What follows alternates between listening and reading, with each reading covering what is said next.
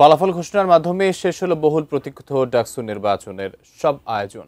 এবার ডাকসুর 12টি সম্পাদকীয় পদের মধ্যে 9টিতেই ছাত্র শিবির সমর্থিত প্যানেলের প্রার্থীরা জয়ী হয়েছেন। বাকি 3টি পদে জয়ী হয়েছেন স্বতন্ত্র প্রার্থীরা। যদিও এই নির্বাচনের ফলাফলে কারচুপির অভিযোগ এনেছেন পরাজিত প্রার্থীরা, তবে নবনির্বাচিত ভিপি বললেন ভিন্ন কথা। এসআই রাজ জানাচ্ছেন বিস্তারিত।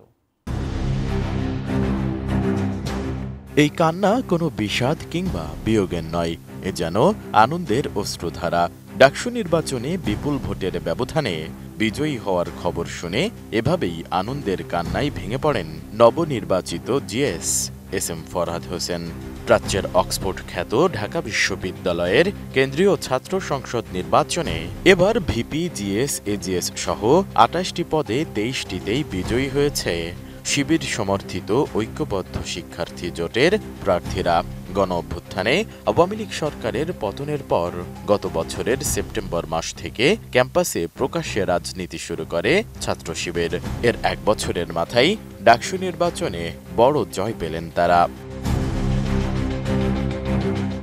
যদিও ডাকসু নির্বাচনে কারচুপির অভিযোগ এনে তা প্রত্যাখ্যান করেছেন ছাত্র দলের ভিপি প্রার্থী আবিদুল ইসলাম খান। মঙ্গলবার দিবাগত রাত 2টার দিকে এক ফেসবুক পোস্টে তিনি এ অভিযোগ করেন। একই সুরে সুর মিলিয়ে ডাকসু নির্বাচনকে বয়কট করেছেন স্বতন্ত্র শিক্ষার্থী ঐক্য প্যানেলের উমামা ফাতেমা। তবে এই নির্বাচনে জয় পরাজয় বলে কিছুই নেই বলে জানিয়েছেন ডাকসুর নবনির্বাচিত ভিপি, বাংলাদেশ ইসলামী ছাত্র শিবির সমর্থিত ঐক্যবদ্ধ শিক্ষার্থী জোটের আবু সাদেক কায়েম। তিনি বলেছেন, ডাকসু নির্বাচনের মাধ্যমে জুলাই বিপ্লবের বিজয় হয়েছে, শহীদদের আকাঙ্ক্ষার বিজয় হয়েছে। 10 সেপ্টেম্বর সকালে ফল ঘোষণার পর সিনেট ভবনের সামনে তাৎক্ষণিক প্রতিক্রিয়ায় সাংবাদিকদের ডাকসুর নতুন ভিপি এসব কথা বলেন। নোভা এলইডি টিভি, ঝকঝকে ছবি, নিখুঁত শব্দ, 5 বছরের ওয়ারেন্টি। নোভা মানি সঠিক মান, নিশ্চিত সেবা। সাদেক কায়েম বলেন, ডাকসু নির্বাচনের মাধ্যমে শিক্ষার্থীরা তাদের ওপর নেতৃত্বের যে আমানত দিয়েছেন, সে আমানতের যথাযথ হক আদায় করবেন তারা। সেই সাথে তিনি ভিপি হিসেবে নয়, বরং পরিচয় দিতে চান সবার ভাই হিসেবে। ডাকসু নির্বাচনের মাধ্যমে ঢাকা বিশ্ববিদ্যালয়ের শিক্ষার্থীরা আমাদের উপর নেতৃত্বের আমানত রেখেছে। আমরা দৃঢ়কণ্ঠে বলতে চাই, ডাকসু নির্বাচনে ঢাকা বিশ্ববিদ্যালয়ের শিক্ষার্থীরা সাদিক কায়েম, এস এম ফরহাদ, মহিউদ্দিন খান সহ ঐক্যবদ্ধ শিক্ষার্থী জোটের আমাদের প্যানেলের উপর যে আমানত রেখেছে, আমরা সেই আমানতের যথাযথ হক আদায় করব ইনশাআল্লাহ।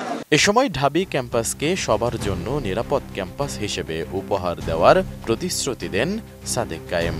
বলেন, সব দলমত নির্বিশেষে সবাই মিলে একসঙ্গে কাজ করবেন তারা।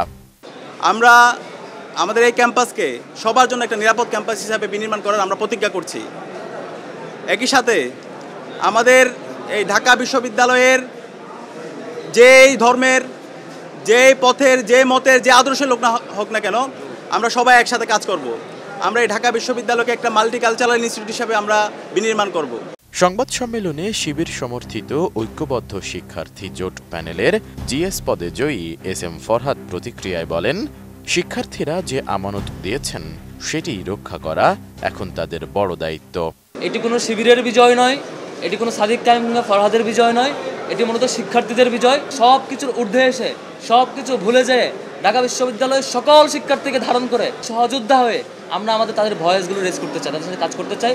এছাড়া নতুন পরিচয়ে দায়িত্ব পালনকালে যদি কোনো ভুল হয়, তাহলে বিশ্ববিদ্যালয় শিক্ষার্থীরা যেন তাদের শুধরে দেন, সেই প্রত্যাশা ব্যক্ত করেন ফরহাদ।